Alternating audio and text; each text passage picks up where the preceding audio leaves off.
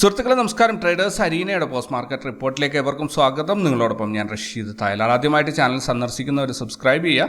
വീഡിയോയുടെ ഡിസ്ക്രിപ്ഷനിൽ കുറേ ലിങ്കുകളൊക്കെ കൊടുത്തിട്ടുണ്ട്. അതൊക്കെ നിങ്ങൾക്ക് ആവശ്യമായത് ഉപയോഗപ്പെടുത്തുക. അതുപോലെ നിങ്ങളുടെ അഭിപ്രായങ്ങൾ, നിർദ്ദേശങ്ങൾ, കമൻറ്റുകൾ എന്തോ ആകട്ടെ ഈ വീഡിയോയുടെ താഴെ രേഖപ്പെടുത്താൻ പ്രത്യേകം ശ്രദ്ധിക്കുക. ഇന്നത്തെ പ്രധാനപ്പെട്ട ഹൈലൈറ്റ്സ് നോക്കുകയാണെങ്കിൽ നിഫ്റ്റി ഒരു റിക്കവറിക്ക് ശ്രമിക്കുന്നുണ്ട്. സോ മോസ്റ്റ് പ്രോബബ്ലി നമുക്ക് 23,777 ഈ മാസത്തെ ഒരു ഓൾ ടൈം ഹൈ ആയിട്ട് കാണാൻ സാധിക്കും എന്നാണ് പ്രതീക്ഷിക്കുന്നത്.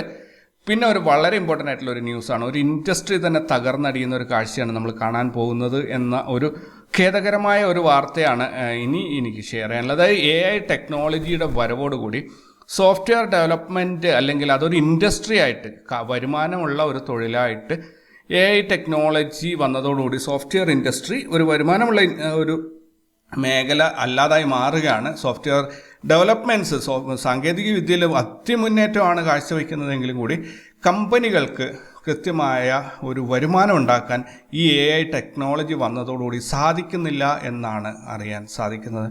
മണി കൺട്രോളിലാണ് ഇതിന് വ്യത്യസ്തമായ ഈ ഒരു വാർത്ത കണ്ടത്. ഭയങ്കര ഇൻട്രസ്റ്റിംഗ് ആയി തോന്നിയതുകൊണ്ടാണ് ഞാൻ നിങ്ങളുടെ മുന്നിൽ ഷെയർ ചെയ്യുന്നത്. അപ്പോൾ AI ടെക്നോളജിയിൽ ഏതൊരാൾക്കും ഒരല്പം ഇംഗ്ലീഷ് പരിജ്ഞാനമുള്ള ആൾക്കാർക്ക് അവർക്ക് ആവശ്യമുള്ള സോഫ്റ്റ്വെയറുകൾ ഡെവലപ്പ് ചെയ്യാൻ സാധിക്കും. ആ വിധത്തിലാണ് AI ടെക്നോളജി വർക്ക് ചെയ്യുന്നത് എന്നുള്ളതാണ്. ഒരുപാട് പേരുടെ തൊഴിലിന് ഒരു തടസ്സമായിട്ട് AI ടെക്നോളജി ഇപ്പോൾ നിൽക്കുന്നുണ്ട്. ഫോട്ടോഗ്രാഫി മേഖലയിൽ, അതേപോലെ ഡിജിറ്റൽ ക്രിയേഷൻസിൽ വലിയൊരു തിരിച്ചടിയാണ് AI ടെക്നോളജി കൊടുക്കുന്നത്. ഒത്തിരി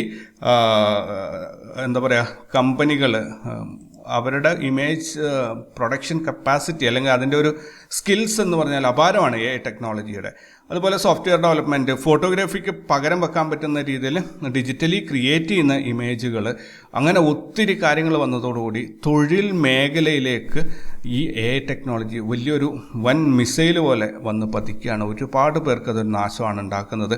ഡിജിറ്റൽ ഡിസൈനിങ് ചെയ്യുന്നവർക്ക്, സോഫ്റ്റ്വെയർ ചെയ്യുന്നവർക്ക്, ഫോട്ടോഗ്രാഫി മേഖലയിലുള്ളവർക്ക്, ഓഡിയോ എഡിറ്റിംഗ്, അതേപോലെ ഡബ്ബിങ് ചെയ്യുന്ന ആൾക്കാർക്ക്, പിന്നെ ഈ ഡബ് ചെയ്യാന്ന് പറഞ്ഞു കഴിഞ്ഞാൽ സൗണ്ട് കൊടുക്കുന്ന ആൾക്കാർ, അവർക്കൊക്കെ വൻ ബാധ്യതയാണ്. മ്യൂസിക് ചെയ്യുന്ന ആൾക്കാർക്ക് AI ടെക്നോളജി ഒരു പരയാണ് എന്ന് പറഞ്ഞാൽ ഈ AI ടെക്നോളജി കൊണ്ട് ആ മേഖലയിൽ വൻ മുന്നേറ്റം ഉണ്ടാവും. ഫോട്ടോഗ്രാഫിയിലാണെങ്കിൽ അതീവ ക്രിയേറ്റീവായ ഇമേജുകൾ പുറത്തിറങ്ങും. പക്ഷേ ഒരു ഫോട്ടോഗ്രാഫറിന് ജീവിച്ചു പോകണമെങ്കിൽ അയാൾക്ക് വർക്ക് കിട്ടണം, അയാൾക്ക് വരുമാനം ഉണ്ടാവണം. പക്ഷേ AI ടെക്നോളജി ഉള്ള കാലത്തോളം അയാൾക്ക് അത് കിട്ടില്ല എന്നതുകൊണ്ട് തന്നെ തൊഴിൽ മേഖലയെ സാരമായി ബാധിക്കാൻ തുടങ്ങിയിട്ടുണ്ട് AI ടെക്നോളജി.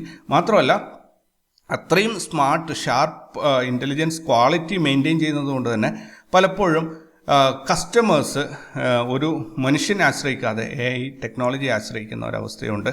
അതിൻ്റെ ഇടയിൽ നിൽക്കുന്ന ഏജൻറ്റുമാർക്ക് അല്ലെങ്കിൽ അതൊന്ന് കോർഡിനേറ്റ് ചെയ്യുന്നവർക്ക് ചെറിയൊരു വരുമാനം ഉണ്ടാകുന്നു എന്നതൊഴിച്ച് കഴിഞ്ഞാൽ ക്രിയേറ്റീവ് മേഖലയിൽ AI ടെക്നോളജി വൻ തിരിച്ചടിയാണ് ഉണ്ടാക്കിക്കൊണ്ടിരിക്കുന്നത്. ഇനി അടുത്തത് റൂട്ട് മൊബൈൽ ഇന്ന് 14% ഒരു മുന്നേറ്റമാണ് രേഖപ്പെടുത്തി. 52 വീക്സ് ഹൈയിലേക്ക് അത് എത്തിയിട്ടുണ്ട്. മറ്റൊരു വാട്സപ്പ് ബേസ്ഡ് ആയിട്ടുള്ള ടിക്കറ്റിംഗ് സിസ്റ്റം ചെയ്യുന്നതിൻ്റെ ഒരു കോൺട്രാക്റ്റ് സൈൻ ചെയ്തതിൻ്റെ ഭാഗമായിട്ടാണ് ഈ ഒരു മുന്നേറ്റം ഉണ്ടായിരിക്കുന്നത്. ദെൻ മസ്ഗോൺ ടോക്ക് ഇന്ന് 4% ഒരു മുന്നേറ്റം ഉണ്ടാക്കി. അവരൊരു കമ്പനിയെ കൽവരി ക്ലാസ് എന്നുള്ള ഒരു കപ്പലും ഇതൊക്കെ ഏറ്റെടുക്കുന്ന ഇതുമായിട്ട് ബന്ധപ്പെട്ട് അങ്ങനെ ഒരു ന്യൂസാണ് ഇന്ന് കണ്ടത്. അതിനാൽ ആ സ്റ്റോക്ക് നല്ല രീതിയിൽ കയറിപ്പോയിട്ടുണ്ട്. ഫെർട്ടിലൈസർ സ്റ്റോക്കുകളും ഷുഗർ സ്റ്റോക്കുകളും, ഇതിനകത്ത് ഞാനത് ഉൾപ്പെടുത്തിയിട്ടില്ല. ഷുഗർ സ്റ്റോക്കുകൾ, എസ്പെഷ്യലി ഷുഗർ സ്റ്റോക്കുകളും രണ്ടും ഇന്ന് റെഡിലാണ് അവസാനിച്ചത്. കാരണം നമ്മൾ ഒത്തിരി പേര് പ്രതീക്ഷിച്ചതാണ്. ഈ ഫെർട്ടിലൈസറിൻ്റെ ഈ ഒരു ന്യൂസ് വന്നപ്പോൾ സ്വാഭാവികമായിട്ടും അവിടെ ഒരു നികുതി ഇളവുണ്ടാവും കർഷകരെ സഹായിക്കാൻ വേണ്ടി എന്നൊക്കെയുള്ളൊരു ന്യൂസ് ഉണ്ടായിരുന്നു. GSTയിൽ ഇളവുണ്ടാവുന്നു. പക്ഷെ അത് അങ്ങനെ ഒരു സംഭവമേ ഇല്ല എന്ന രീതിയിൽ ഇന്ന് വാർത്തകൾ വന്നിട്ടുണ്ട്. അതുപോലെ തന്നെ ഷുഗർ സ്റ്റോക്കുകളിൽ ഷുഗർ എക്സ്പോർട്ടിങ്ങിൻ്റെ നിയന്ത്രണം എടുത്തു കളയും. അതുകൊണ്ട് നല്ല രീതിയിൽ ഇന്ത്യയിൽ നിന്ന് ഷുഗർ എക്സ്പോർട്ടിംഗ് ഉണ്ടാകും എന്നൊരു ന്യൂസും വന്നിട്ടുണ്ടായിരുന്നു. അത് രണ്ടും തെറ്റാണ്, അല്ലെങ്കിൽ അതിനെ നിഷേധിച്ചുകൊണ്ട് അതോറിറ്റീസ് വാർത്താക്കുറിപ്പ് ഇറക്കിയിട്ടുണ്ട്. സോ അവിടെ ഈ രണ്ട് പ്രതീക്ഷയും പോയി. രണ്ട് സെക്ടർ നല്ല രീതിയിൽ ഇന്ന് റെഡിലാണ് ക്ലോസ് ചെയ്തിട്ടുള്ളത്. സിപ്ല ഷെയർസ് ഇന്ന് 2% ഒരു ഇടിവ് രേഖപ്പെടുത്തി. US FTAയിൽ നിന്നുള്ള ഒബ്സർവേഷൻസ് അല്ലെങ്കിൽ അവരുടെ കുറച്ച് കാര്യങ്ങൾ പോയിന്റ് ചെയ്തതൊക്കെ കറക്റ്റ് ചെയ്യാൻ വേണ്ടിയിട്ട് അവർ പറഞ്ഞതുകൊണ്ട് തന്നെ അത് ന്യൂസ് ആയതോടുകൂടി സിപ്ല ഇടിഞ്ഞു. ക്വാണ്ട് മ്യൂച്വൽ ഫണ്ടിൽ സെബിയുടെ റെയ്ഡ് ഇന്നുണ്ടായിട്ടുണ്ട്. രാവിലത്തെ ന്യൂസിൽ ഞാൻ ഇത് പറഞ്ഞിട്ടുണ്ടായിരുന്നു. അപ്പോൾ എന്തായാലും ആ ഒരു കമ്പനി, അത് മാത്രമല്ല മ്യൂച്വൽ ഫണ്ട് കമ്പനികളെ തന്നെ വളരെ റോങ് ആയ രീതിയിൽ ബാധിക്കും എന്നാണ് തോന്നുന്നത്. സെഞ്ചുറി ടെക്സ്റ്റൈൽസ് ഇന്ന് 6% ഒരു മുന്നേറ്റം ഉണ്ടാക്കി. അവർ പൂനെയിൽ ഒരു വലിയൊരു ലാൻഡ് വാങ്ങിയെടുത്തിട്ടുണ്ട്. അതിൻ്റെ ഭാഗമായിട്ടാണ് ഈ 6% മുന്നേറ്റം ഉണ്ടായിരിക്കുന്നത്. സുസ്ലോൺ എനർജി ആ സ്റ്റോക്ക് എന്താ പറയുക 291% ഒരു ഗ്രോത്താണ് ഈ വർഷത്തിൽ കൊടുത്തിരിക്കുന്നത്. 52 വീക്സ് ഹൈയിലാണ്, ഒരു വർഷത്തെ ഹൈയിലാണ് ആ സ്റ്റോക്ക് ഇപ്പോൾ നിൽക്കുന്നത്. അപാരമായ മുന്നേറ്റമാണ് അത് കാഴ്ചവെച്ചത്. ഇത്രയൊക്കെയാണ് ഈ ഒരു ഈവനിങ്ങിലുള്ള ന്യൂസ് ഹൈലൈറ്റ്സ്. ഇനി ഗ്ലോബൽ മാർക്കറ്റിലേക്ക് നോക്കുകയാണെങ്കിൽ ഡോ ജോൺസ്, അതായത് US മാർക്കറ്റ് ഒരു സമ്മിശ്ര പ്രതികരണമാണ്. വലിയ രീതിയിൽ മുന്നോട്ട് ഡോ ജോൺസ് 228 പോയിന്റ് ഗ്രീനിലുണ്ട്. S&P 500 5 പോയിന്റ് ഗ്രീനിലാണ്. അതേപോലെ നെസ്ഡാക്ക് 45 പോയിന്റ് റെഡിലാണ്. സോ അതിനെ നമുക്ക് ഒരു മിക്സ്ഡ് റെസ്പോൺസ് ആയതുകൊണ്ട് തന്നെ തീരുമാനം എടുക്കാൻ പറ്റില്ല. യൂറോപ്യൻ മാർക്കറ്റ് നോക്കുകയാണെങ്കിൽ എന്താ പറയുക, ക്ലിയർലി ബുള്ളിഷ് ആയിട്ടാണ് പോകുന്നത്. അതേപോലെ ഇന്ത്യയുടെ ഗിഫ്റ്റ് നിഫ്റ്റി ഇപ്പോൾ 23,611 ട്രേഡിംഗ് നടക്കുന്നത്. 75 പോയിന്റ് ഗ്രീനിലാണ്. നിക്കി 208 പോയിന്റ് ഗ്രീനിലാണ്. ഹാങ്സങ് ഒരു ബ്രേക്ക് ഈവൻ ആയിട്ട് നിൽക്കുകയാണ്. ദെൻ ഇന്ത്യൻ മാർക്കറ്റിലേക്ക് വരികയാണെങ്കിൽ നിഫ്റ്റി ഇന്ന് 119 പോയിന്റിന്റെ ഗ്യാപ് ഡൗൺ ഓപ്പണിംഗ് ആയിരുന്നു. 208 പോയിന്റിന്റെ അഥവാ 0.89% ഇൻട്രാഡേ മൂവ്മെന്റ് ആണ് ഇന്ന് കിട്ടി. ഇന്ന് ഓപ്പണായ 23,382 നിന്ന് 155 പോയിന്റ് ലാഭത്തിൽ 23,538 ഇന്ന് ക്ലോസ് ചെയ്തിരിക്കുന്നത്. മാർക്കറ്റ് ഒരു സൈഡ് വേസ് അല്ലെങ്കിൽ ന്യൂട്രൽ മൂവ്മെന്റ് ആണ് കാണിക്കുന്ന. ഒരു ദിവസം മുകളിലോട്ട് പിറ്റേന്ന് താഴോട്ടൊക്കെയാണ് പോകുന്നത്. നിഫ്റ്റി 50യിലുള്ള 50 സ്റ്റോക്കുകളിൽ 37 ഇന്ന് ലാഭത്തിൽ അവസാനിച്ചപ്പോൾ 12 നഷ്ടത്തിലും 1 ബ്രേക്ക് ഈവനായിട്ടാണ് ക്ലോസ് ചെയ്തിരിക്കുന്നത്. M and M, Power Grid, Sun Pharma, Grasim തുടങ്ങിയ സ്റ്റോക്കുകളാണ് പ്രധാനമായിട്ട് നിഫ്റ്റിയെ മുകളിലോട്ട് ഉയർത്താൻ സഹായിച്ചിട്ടുള്ളത്.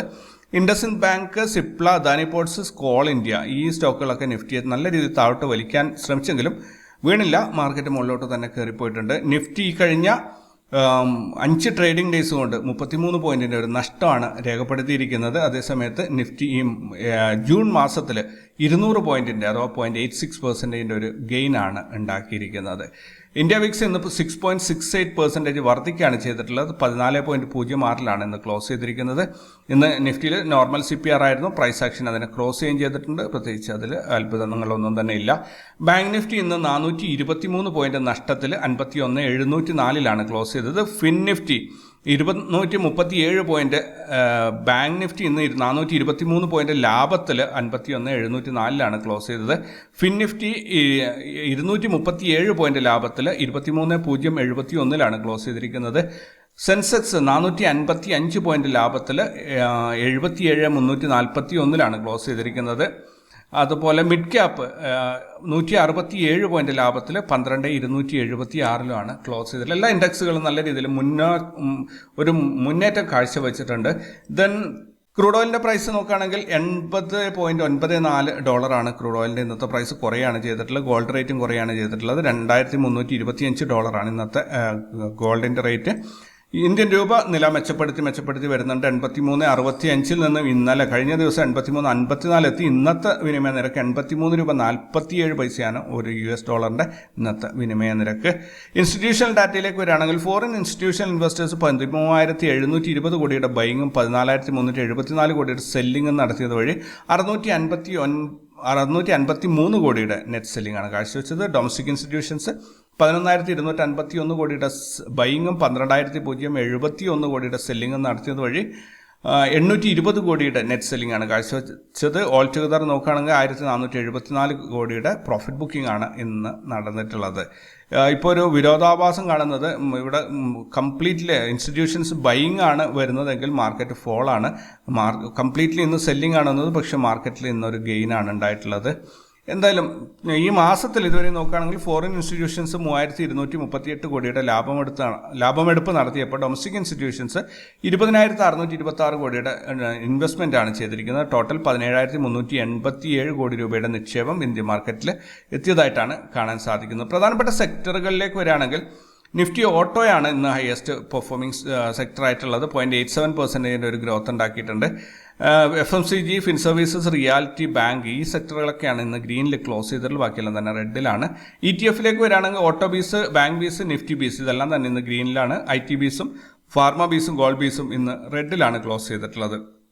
മേജർ സ്റ്റോക്കുകളിലേക്ക് വരികയാണെങ്കിൽ ആസ്ട്രൽ ഇന്ന് 5.12% ഹയസ്റ്റ് പ്രോഫിറ്റ് ഉണ്ടാക്കി. അതേസമയത്ത് കോൺകർ 3.49% ഹയസ്റ്റ് ലോസ് ഉണ്ടാക്കിയിട്ടുണ്ട്. Astral, Cummins India, Jubilant Foods, Trent, Godrej Properties, M and M, Chola Finance, Ashok Leyland, AU Bank, Power Grid, Shriram Finance, REC Limited തുടങ്ങിയ സ്റ്റോക്കുകളൊക്കെ ഇന്ന് ഉയർന്ന ലാഭത്തിൽ അവസാനിച്ചപ്പോൾ Concor, IndusInd Bank, Cipla, Adani Ports, Auro Pharma, Mphasis, Coal India, Tata Steel, Vedanta Limited, Aster DM, Bandhan Bank, Reliance തുടങ്ങിയ സ്റ്റോക്കുകളൊക്കെ ഇന്ന് നഷ്ടത്തിലുമാണ് ക്ലോസ് ചെയ്തിട്ടുള്ളത്.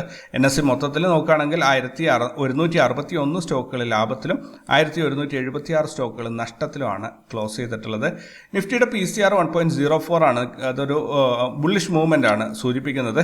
23,538 സ്പോട്ട് പ്രൈസ് അവസാനിച്ചപ്പോൾ അവിടെ നിന്ന് കേവലം 17 പോയിന്റ് മുകളിലായിട്ട് 23,555 ഫ്യൂച്ചറിന്റെ ട്രേഡിംഗ് നടക്കുന്നത്. ഹയസ്റ്റ് കോൾ റേറ്റിംഗ് വന്നിട്ടുള്ള 24,000 1,38,00,000 കോളാണ് ഇവിടെ റൈറ്റ് ചെയ്തിട്ടുള്ളത്. ഹയസ്റ്റ് പുട്ട് റേറ്റിംഗ് വന്നിരിക്കുന്നത് 23,500 80 ലക്ഷമാണ്.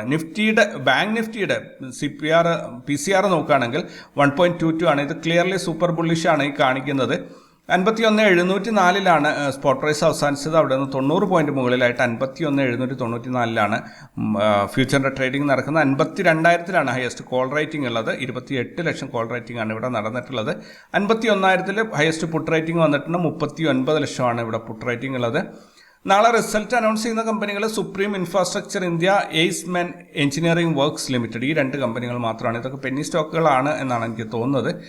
ദെൻ ഗ്ലോബൽ ഈവൻസിലേക്ക് നോക്കുകയാണെങ്കിൽ ജപ്പാൻ 20 ഇയർ JGB ഓപ്ഷൻസ്, അതേപോലെ Spain PPI year on year, ഈ 2 ഇവൻറ്റുകളാണ് ലിസ്റ്റ് ചെയ്യപ്പെട്ടിട്ടുള്ളത്. നാളെ രാവിലത്തേക്ക് കൂടുതൽ ഇവൻറ്റുകൾ ലിസ്റ്റ് ചെയ്യും എന്നാണ് ഞാൻ പ്രതീക്ഷിക്കുന്നത്. ഞങ്ങളുടെ ഇൻട്രാഡേ ട്രേഡ് നോക്കുകയാണെങ്കിൽ ഞങ്ങൾ ഇന്ന് 6 ലക്ഷം രൂപ ക്യാപിറ്റൽ ഉപയോഗിച്ച് 20 ട്രേഡുകളിൽ നിന്നായിട്ട് 1:0.86 എന്ന റിസ്ക് റിവാർഡ് റേഷ്യോയിൽ 0.38% ലോസ് ആണ് ഉണ്ടാക്കിയിരിക്കുന്നത്. അഥവാ 2,270 രൂപയുടെ നഷ്ടമാണ്. നിഫ്റ്റിയിൽ 2.6% ലോസ് ആണ്. ബാങ്ക് നിഫ്റ്റിയിൽ 1.9, ഫിൻ നിഫ്റ്റിയിൽ 1.3% ലാഭമാണ്. മിഡ് ക്യാപ്പിൽ 4.8% ലോസാണ്. മിഡ് ക്യാപ്പ് ഇന്ന് നല്ല രീതിയിൽ കയറിപ്പോയിരുന്നെങ്കിലും ഇതിൽ ഒരു കുഴപ്പം കണ്ടത് അതിൻ്റെ ക്യാൻഡിൽസ് പെട്ടെന്ന് തന്നെ ഭയങ്കരമായിട്ട് 30 രൂപ 40 രൂപയൊക്കെ പ്രീമിയം വ്യത്യാസം വരുന്ന ഒരു അവസ്ഥയാണ് ഉണ്ടായിരുന്നത്. അതുകൊണ്ടാണ് കൂടുതലും സ്റ്റോപ്പ് ലോസ് ഹിറ്റ് ആവുന്നതായിട്ട് കണ്ടത്. സെൻസെക്സിൽ ഇന്ന് 5.7% പ്രോഫിറ്റാണ്. ഇന്ന് സ്റ്റോക്ക് ഓപ്ഷൻസ് ഒന്നും തന്നെ ചെയ്തിട്ടില്ല. ഇതുവരെയായിട്ട് ഞങ്ങൾ ഈ മാസം നോക്കുകയാണെങ്കിൽ 19.10% ഒരു ലാഭമാണ് ഉറപ്പാക്കിയിട്ടുള്ളത്. വരും ദിവസങ്ങളിൽ ഇനിയും ദിവസങ്ങളുണ്ടല്ലോ, തീർച്ചയായിട്ടും നമുക്ക് ആ ദിവസങ്ങളിലേക്ക് നോക്കാം. ഇന്ന് നിഫ്റ്റി മിഡ് ക്യാപ്പിൻ്റെ എക്സ്പയറി ആയിരുന്നു. അപ്പോൾ നമ്മൾ പറഞ്ഞതുപോലെ ഒരു ഫ്ലാറ്റ് ഓപ്പണിംഗ് അല്ല കിട്ടി, ചെറിയൊരു ഗ്യാപ് ഡൗൺ ഓപ്പണിങ്ങിൽ ഫർദർ മാർക്കറ്റ് താഴോട്ട് പോയി. ദെൻ തിരിച്ച് നല്ല രീതിയിലൊരു റിക്കവറിയാണ് വന്നത്. ഇന്ന് പ്രതീക്ഷിച്ച എല്ലാ റേഞ്ചും കട്ട് ചെയ്തിട്ട് മാർക്കറ്റ്, അതായത് ലോയും ഹൈയും കട്ട് ചെയ്ത് മാർക്കറ്റ് പോയിട്ടുണ്ട്. അതേപോലെ ബാങ്ക് എക്സിലേക്ക് വരികയാണെങ്കിൽ ബാങ്ക് എക്സിൽ ഇന്ന് ഒരു ഗ്യാപ് ഡൗൺ ഓപ്പണിംഗ് തന്നെയാണ്. ഇന്നത്തെ ഡേ ലോ എന്ന് പറഞ്ഞാൽ 58,179 വരും എന്നാണ് പറഞ്ഞത്. നിങ്ങൾക്കിവിടെ കാണാൻ സാധിക്കുന്നുണ്ടാവും. വളരെ കൃത്യമായിട്ട് ആ ഒരു ലെവലിൽ വന്ന് ടച്ച് ചെയ്തിട്ട് ഇതുണ്ടല്ലേ, ഇതാ ഈ ഒരു ക്യാൻഡിൽ വളരെ കൃത്യമായിട്ട് ഇവിടെ ടച്ച് ചെയ്ത് അവിടെ നിന്ന് ഫർദർ കയറി പോവാണ് ചെയ്തിട്ടുള്ളത്. വളരെ നല്ലൊരു മൂവ്മെൻ്റ് ആണ് കിട്ടിയിരിക്കുന്നത്. അപ്പോൾ ലോവർ ലെവലിൽ ഇവിടെ ടച്ച് ചെയ്ത് മാർക്കറ്റ് ഗ്രീൻ ക്യാൻഡിൽ കാണുമ്പോൾ ഇന്നത്തെ ഡേ ലോ വരും എന്ന് പറഞ്ഞിരുന്ന ഈ ഒരു ലെവലിൽ വെച്ച് എൻട്രി എടുത്തവർക്ക് അപാരമായ പ്രോഫിറ്റ് ഇന്ന് ബുക്ക് ചെയ്യാൻ സാധിച്ചിട്ടുണ്ടാവും. പിന്നെ ഫർദർ ഞാൻ ഇവിടെ ഒരു കാര്യം പറഞ്ഞു, ഇത് നോട്ട് ട്രേഡ് സോൺ ആയിട്ട് ഇതിനെ കൺസിഡർ ചെയ്യണം. ഇതിൽ നിന്ന് ഫർദർ എൻട്രി എടുക്കരുത്. സോ ഇതിനകത്ത് വന്ന് തീർന്നു കഴിഞ്ഞാൽ അവിടെ ട്രേഡ് അവസാനിപ്പിച്ച് പോകുന്നവർക്ക് ഒരു 30 to 40% എന്തായാലും ബുക്ക് ചെയ്യാൻ സാധിച്ചിട്ടുണ്ടാവും. പക്ഷേ മറ്റൊരു കാര്യമുള്ളതെന്നതിൽ റാസ് ലെവൽസ് എല്ലാവർക്കും ഇഷ്ടമാണെങ്കിലും ഞാൻ പറയുന്ന ഈ ലെവൽസിനനുസരിച്ച് എത്ര പേര് ട്രേഡ് എടുക്കുന്നുണ്ട് എന്നുള്ളത് ചിന്തിക്കേണ്ട കാര്യം തന്നെയാണ്. നോക്കാം, എന്തായാലും ഓരോരുത്തർക്ക് ആ വിശ്വാസം വരുമ്പോൾ അതനുസരിച്ച് ട്രേഡ് പൊയ്ക്കോളും എന്നാണ് ഞാൻ വിശ്വസിക്കുന്നത്. ദെൻ ഇവിടെ കഴിഞ്ഞ വീഡിയോയിൽ നിങ്ങൾ പറഞ്ഞ അഭിപ്രായങ്ങൾക്കുള്ള മറുപടി പറയുകയാണെങ്കിൽ, ട്രേഡേഴ്സ് അരീന എന്നുള്ള ഈ ചാനൽ ഇതുവരെയായിട്ട് 11,600 പേരാണ് സബ്സ്ക്രൈബ് ചെയ്തിട്ടുള്ളത്. ഇന്ന് രാവിലത്തെ വീഡിയോ 701 പേരാണ് കണ്ടിട്ടുള്ളത്. 12 ഓപ്ഷൻ ടാക്സ് കൂട്ടുന്ന തീരുമാനം ഇന്ത്യൻ മാർക്കറ്റിൻ്റെ അവസ്ഥ വളരെ അപകടകരമായ തീരുമാനം. ഇതിപ്പോൾ ഞാൻ ഒരു കാര്യം പറയാം, ഫിനാൻസ് മിനിസ്റ്റർ ബഡ്ജറ്റിന് മുന്നോടിയായിട്ട് എല്ലാ സെക്ടറുകളിലും ഓരോ വ്യവസായങ്ങൾ ചെയ്യുന്ന പ്രമുഖരുമായിട്ട് ഇങ്ങനെ മീറ്റിംഗ് നടത്തും. അവരുടെ പ്രശ്നങ്ങൾ എന്താണ്, അവരുടെ എന്തൊക്കെയാണ് അവർക്ക് ഗുണങ്ങളും ദോഷങ്ങളൊക്കെ അവർ ചർച്ച ചെയ്യും.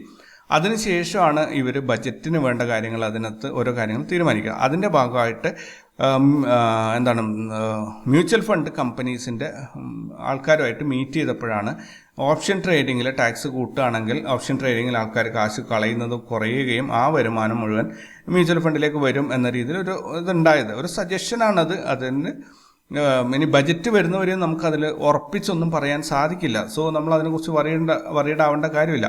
ഇനി ഇതേപോലെ തന്നെയാണ് കർഷകരെ പ്രതിനിധികളായി മീറ്റപ്പ് നടത്തിയപ്പോൾ അവരുടെ ഒരു ഭാഗത്തുനിന്ന് വളത്തിനുള്ള സബ്സിഡി കൂട്ടണം, അതുപോലെ അതിൻ്റെ ടാക്സ് എടുത്ത് കളയണം എന്നൊക്കെ ഇത് വന്നു. അത് ന്യൂസ് വന്നപ്പോൾ ആ സ്റ്റോക്കുകളൊക്കെ കയറിപ്പോയി.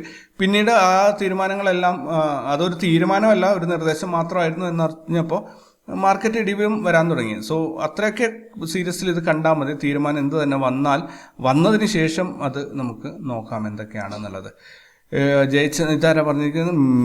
മിഷാൽ മുന്ന. ഓക്കെ, ജയചന്ദ്രൻ ലുങ്കി ന്യൂസ് എന്ന പ്രയോഗം രസകരമാണ്. ലുങ്കി ന്യൂസ് എന്നുള്ളത് ഗൾഫിലൊക്കെ ജോലി ചെയ്ത ആൾക്കാർക്ക് വളരെ പെട്ടെന്ന് ഇത് ക്യാച്ച് ചെയ്യാൻ വരും. കാരണം ഗൾഫിലെ നിയമങ്ങൾ എന്ന് പറഞ്ഞാൽ അവിടുത്തെ ഗവൺമെൻറ് പോലും ലുങ്കി ന്യൂസായിട്ടാണ് വിടാറുള്ളത്. അതായത് പല കാര്യങ്ങളും നമ്മൾ എന്തെങ്കിലും ഒരു സംഭവം ചെയ്യാൻ സാധ്യതയുണ്ടെങ്കിൽ അത് വെറുതെ ഒഫീഷ്യലി അനൗൺസ് ചെയ്യാതെ ആൾക്കാരോട് പറഞ്ഞ് ഇങ്ങനെ ഒരു നിയമം വരുന്നുണ്ടെന്ന് വെറുതെ അങ്ങ് പറഞ്ഞുകൂടാ. അത് അങ്ങോട്ടും ഇങ്ങോട്ടും നമ്മൾ ഈ മലയാളികൾ അല്ലെങ്കിൽ ബംഗാളികളും മലയാളികളുമാണ് പ്രധാനമായിട്ടും ലുങ്കി കൊടുക്കുന്ന ആൾക്കാർ. അപ്പോൾ ഇവരങ്ങോട്ടും ഇങ്ങോട്ടും പറഞ്ഞിട്ട് അത് മൊത്തം സ്പ്രെഡാവും. യാതൊരു ഒരു രൂപ പോലും ചിലവില്ലാതെ എന്ത് കാര്യം വർക്കൗട്ട് ചെയ്യിക്കാൻ നല്ലൊരു സംഭവമാണ് ഈ ലുങ്കി ന്യൂസ്. നല്ലൊരു അഡ്വർടൈസിങ് മെത്തേഡാണ്. അപ്പോൾ ഗവൺമെൻറ്റിൻ്റെ പോളിസീസാണ് ഇങ്ങനെ ഏറ്റവും കൂടുതൽ ഈ ദുബായിലൊക്കെ ടാക്സിൻ്റെ സിസ്റ്റം, അതായത് റോഡ് ടാക്സ്, ടോള് വരുന്നു എന്നത് ആ വരുന്നതിൻ്റെ ഒരു 5 വർഷം മുമ്പൊക്കെ ലുങ്കി ന്യൂസായി വന്നിട്ടുണ്ട്. എനിക്ക് ഓർമ്മയുണ്ട്. അപ്പോൾ ഇങ്ങനെ ടോൾ സിസ്റ്റം വരുന്നുണ്ട്, അത് ഓട്ടോമാറ്റിക്കായിട്ട് കാശ് കട്ട് ചെയ്യും എന്നൊക്കെയുള്ള സംഭവങ്ങൾ പറഞ്ഞത്. അതുപോലെ അവിടെ എന്തെങ്കിലും ആൾക്കാർ റോങ് ആയിട്ട് ചെയ്യുന്നുണ്ടെങ്കിൽ അതിന് നിയമമായി വരുന്നതിൻ്റെ എത്രയോ വർഷങ്ങൾ മുമ്പ് അത് ലുങ്കി ന്യൂസായിട്ട് വരും. ഓക്കെ, അപ്പോൾ ദെൻ ഇതെന്താണ്, ഓപ്ഷൻസ് ടാക്സ് കൂട്ടിയാൽ ഈ പരിപാടി നിർത്തുന്നതല്ലേ നല്ലത്? നിർത്തണോ? അതിനേക്കാൾ കൂടുതൽ പ്രോഫിറ്റ് ഉണ്ടാക്കിയാൽ പോരെ? 30% 100 രൂപ കിട്ടും, 30 രൂപ ഗവൺമെൻറ് ഉണ്ടായാലും നമുക്ക് 70 രൂപ നമുക്ക് ഉണ്ടാവുമല്ലോ. അപ്പോൾ ആ രീതിയിൽ ചിന്തിക്കുന്ന ആൾക്കാരും ആ സമയത്തേക്ക് കടന്നു വരും. ലുങ്കി ന്യൂസ് എന്ന പ്രയോഗം രസകരമായിരുന്നു. താങ്ക് യു വെരി മച്ച് എല്ലാവരോടും. അപ്പോൾ ഇത്രയൊക്കെയാണ് ഇന്നത്തെ ഈ ഒരു റിപ്പോർട്ടിലുള്ളത്. കൂടുതൽ വാർത്തകളും വിശേഷങ്ങളൊക്കെ ആയിട്ട് നമുക്ക് നാളെ കണ്ടുമുട്ടാം. അതുവരേക്കും you take care and by.